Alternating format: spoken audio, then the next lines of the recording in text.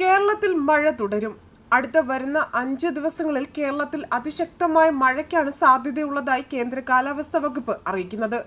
തെക്കൻ ബംഗാൾ ഉൾക്കടലിന്റെ മധ്യഭാഗത്തായി ന്യൂനമർദ്ദം രൂപപ്പെട്ടു. അടുത്ത 2 ദിവസത്തിനുള്ളിൽ കൂടുതൽ ശക്തി പ്രാപിച്ച് തമിഴ്നാട് തീരത്തേക്ക് നീങ്ങാൻ സാധ്യതയുണ്ട്. തെക്കു കിഴക്കൻ അറബിക്കടലിന് മുകളിൽ ചക്രവാത ചുഴിയും സ്ഥിതി ചെയ്യുന്നു. അതിനാൽ തന്നെ ഒറ്റപ്പെട്ട ഇടങ്ങളിൽ ഇടിമിന്നലോട് കൂടിയ നേരിയ ഇടത്തരം മഴയ്ക്കും സാധ്യതയുണ്ട്. അതേസമയം ഇന്ന് ഒരു ജില്ലയ്ക്കും പ്രത്യേക മഴ മുന്നറിയിപ്പ് ഇല്ല. കേരള, കർണാടക, ലക്ഷദ്വീപ് തീരങ്ങളിൽ മത്സ്യബന്ധനത്തിന് തടസ്സമില്ല എന്നും കേന്ദ്ര കാലാവസ്ഥാ വകുപ്പ് അറിയിച്ചിട്ടുണ്ട്.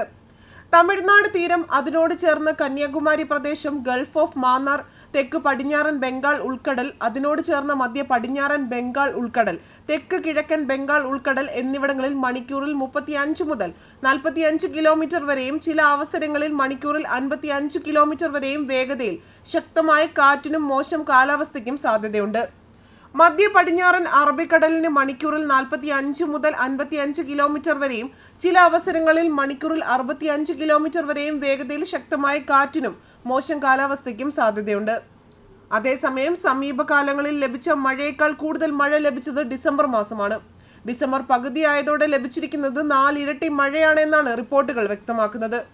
കൂടുതൽ ലഭിക്കേണ്ട നവംബറിൽ കിട്ടിയത് ഇതിലും കുറവാണ്. കേന്ദ്ര കാലാവസ്ഥാ വകുപ്പിന്റെ കണക്കുകൾ പ്രകാരം ഡിസംബറിൽ കേരളത്തിൽ സാധാരണ ലഭിക്കേണ്ട മഴയുടെ അളവ് 32 മില്ലിമീറ്റർ ആണ്.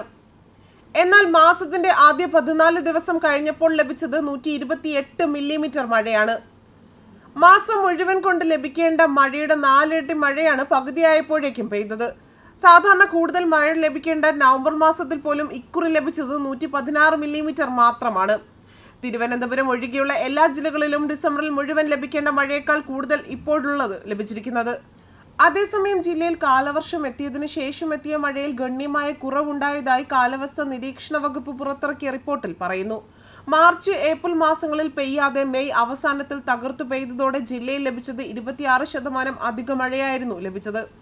എന്നാൽ തുലാവർഷം ആരംഭിച്ചതു മുതൽ ഈ സീസണിലെ ഒക്ടോബർ 1 മുതൽ ഡിസംബർ 14 വരെയുള്ള കാലാവസ്ഥാ വകുപ്പിന്റെ കണക്കുകൾ പ്രകാരം 20% മഴയുടെ കുറവ് ജില്ലയിലുണ്ട്. സംസ്ഥാനത്ത് തന്നെ ഏറ്റവും കുറവ് മഴയിൽ 2ാം സ്ഥാനത്ത് ജില്ല എത്തിയിരിക്കുന്നത് എറണാകുളമാണ്. തുലാവർഷം തുടങ്ങിയ ശേഷം ജില്ലയിൽ 611.8 മില്ലിമീറ്റർ മഴയാണ് ഒക്ടോബർ 1 മുതൽ ഡിസംബർ 14 വരെ പ്രതീക്ഷിക്കുന്നത്. എന്നാൽ ലഭിച്ചതാകട്ടെ 491.7 മില്ലിമീറ്റർ മാത്രം. ജില്ലയുടെ കിഴക്കൻ പ്രദേശിയായ പുനലൂർ, തെന്മല, അഞ്ചാൽ, കുളത്തുപുഴ, ചടയമംഗലം എന്നിവിടങ്ങളിൽ 2 ദിവസങ്ങളിലായി ശക്തമായ മഴ ലഭിക്കുമ്പോഴും മറ്റു പ്രദേശങ്ങളിൽ മഴ കുറവായിരുന്നു. സംസ്ഥാനത്തിന്റെ വടക്ക് ഭാഗങ്ങളെ അപേക്ഷിച്ച് തെക്കൻ ഭാഗങ്ങളിലാണ് തുലാവർഷത്തിൽ കൂടുതൽ മഴ ലഭിക്കുന്നത്.